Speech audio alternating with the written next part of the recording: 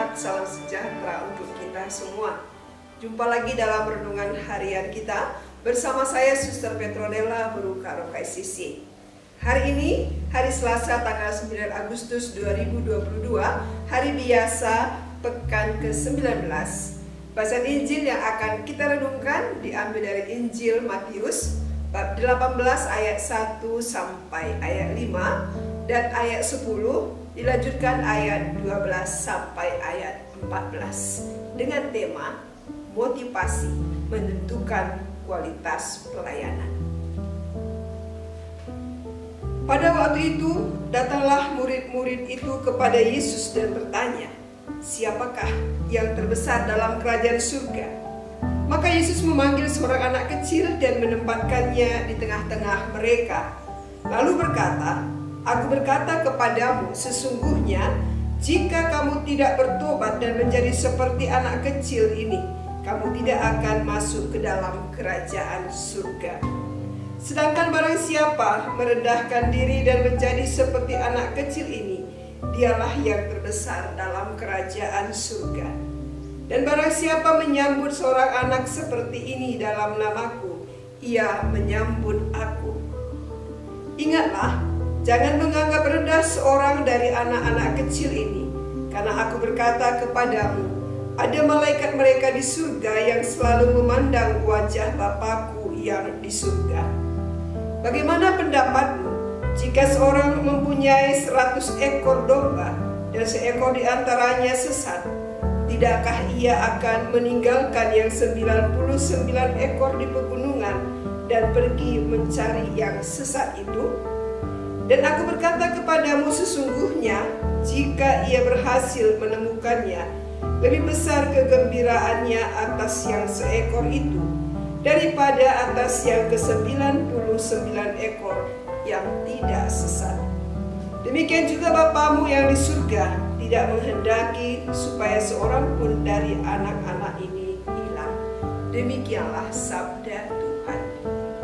Saudara-saudari yang terkasih, motivasi adalah dorongan yang timbul pada diri seseorang, baik secara sadar maupun tidak sadar, untuk melakukan suatu perbuatan dengan tujuan tertentu.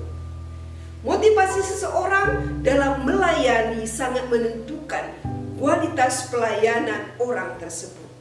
Apabila motivasinya benar, maka pelayanannya juga akan benar.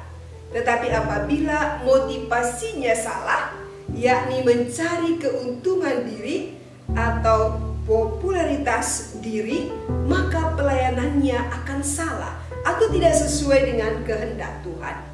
Motivasi selalu berkaitan dengan niat atau isi hati.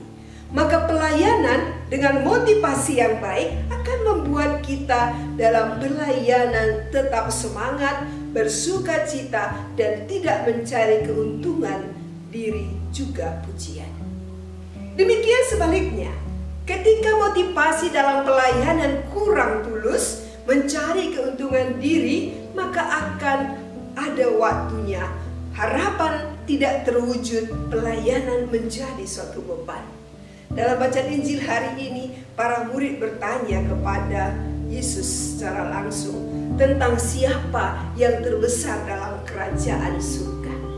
Pertanyaan ini muncul barangkali karena para murid berpikir bahwa kerajaan surga akan menjadi nyata dalam diri Yesus.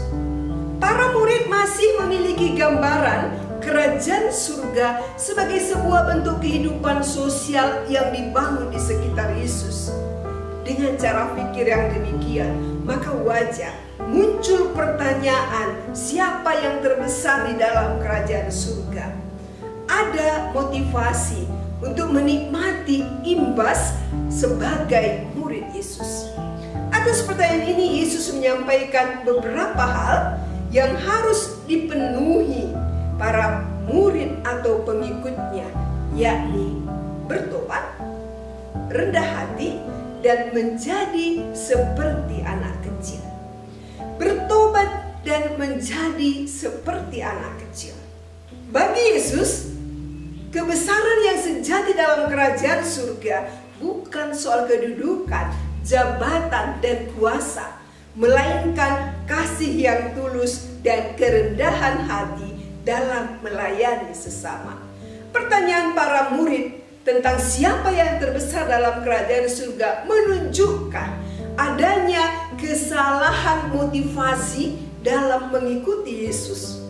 Untuk itu para murid diminta bertobat dan belajar seperti seorang anak kecil yang polos dan tulus. Berbalik dari motivasi yang salah dan tidak murni dan melakukan perbuatan yang benar selaras dengan misi dan kehendak Allah. Rendah hati. Motivasi yang salah dalam pelayanan sangat mudah melanda para pelayan Tuhan. Tidak jarang ketika tidak terpilih lagi jadi pengurus, akhirnya tidak mau lagi ke gereja. Sedikit dikritik, tidak mau lagi melayani. Kurang mendapat pujian, malas ke gereja dan sebagainya. Untuk itu, seorang pelayan harus senantiasa bercermin pada teladan Yesus yang datang untuk melayani, bukan untuk dilayani. Yesus telah memberikan contoh dan teladan kerendahan hati dengan membasuh kaki para muridnya. Kerendahan hati perlu dimiliki seorang pelayan Tuhan, sehingga dalam pelayanan Yesuslah yang diutamakan, bukan diri sendiri. Menjadi seperti anak kecil. Dalam pengajaran Yesus, mereka yang kecil, lemah, memperoleh prioritas dibanding mereka yang kuat. Mengapa? Karena ketergantungan mereka pada Allah yang membuat mereka terbuka terhadap campur tangan Tuhan dalam hidup mereka. Mereka yang terbuka terhadap Allah dan menggantungkan hidupnya yang akan menjadi terbesar dalam kerajaan surga. Seorang anak kecil tidak pernah khawatir terhadap apapun karena ia tahu bapaknya pasti akan memberikan segala sesuatu yang ia butuhkan. Apa yang dia butuhkan diminta. Ketika tidak dikabulkan akan terus meminta sampai permintaannya dikabulkan. Ia juga tidak pernah merasa takut karena ia yakin dan juga percaya bapaknya menjaga dan memberinya perlindungan di segala situasi. Gambaran tentang gembala yang mencari dombanya yang sesat dipergunakan oleh Yesus untuk menggambarkan Allah yang tidak menghendaki ada anaknya yang tersesat. Demikian Yesus tidak menginginkan motivasi kita untuk mengikuti Dia juga tersesat hanya untuk mencari keuntungan dan popularitas diri sebagai murid Yesus. Setiap murid dipanggil untuk mengikuti Dia dengan motivasi yang baik dan benar, yakni melayani Dia dengan hati yang tulus dan rendah hati, dan mempercayakan hidup secara utuh kepada Allah sebagaimana seorang anak percaya kepada bapaknya. Tuhan